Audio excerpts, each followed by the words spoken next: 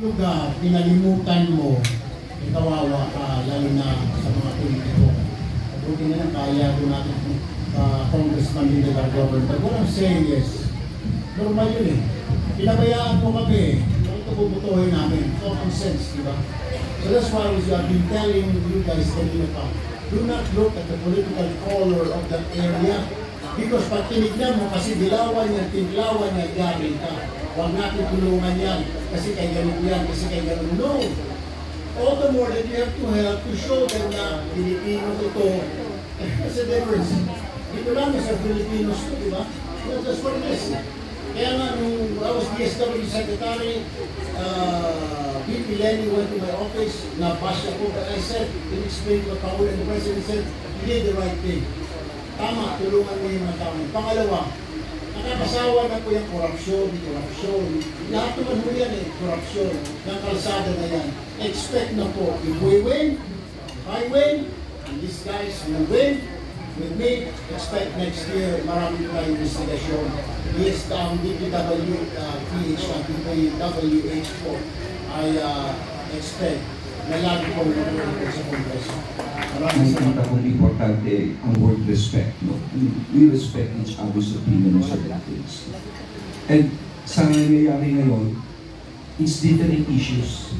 Iba yung issues noon, iba yung issues ngayon. Nakita niyo po yung dapat na programa ng grupo. Yung mga gagawin at gagawin nila. And I do hope lahat po, hindi lang po yung sabihin ko, bago Pilipinas, ito po yung nasusulit maigi.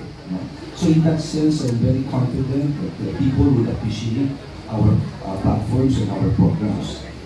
At pangalawa, pagdating sa infrastructure, dapat ibang level of quality rito. Why? Dahil parating binibisitahin ng bagyo. Diba? Yung calamity, ito unang pinapasok ang bigo.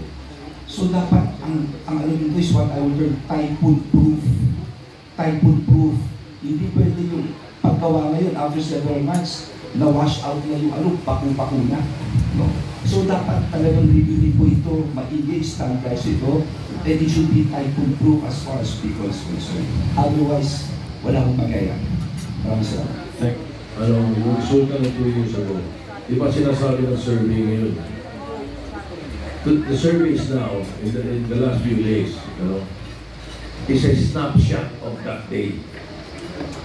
It could not say that it could be the result in May 12, or it is the same result in 2022. So iba, pero ang nakikita namin, ang nakakarating sa akin na survey, maayos ang administration candidates dito.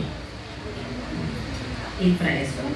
Yung second question mo? Masama yung road papuntang Camsur, ang haba po ng mga ginagawa pa rin road until now. And yung Isabela na bumagsak ng bridge. Infra in general, what's your plan? Yes, that's precisely yun. Sinasabi namin na tamang paggamit ng pondo ng gobyerno, ilagay sa maayos. Kasi siguro wala kami dapat ng mamintas muna ngayon. Ito ginawa nila rin sa budget. But what we can do is, when we're there, we can correct it. We can correct what happened in this 2025 budget. At yun, definitely makakatulong sa, hindi lang sa Camsur, kundi sa kabuuan ng Pilipinas.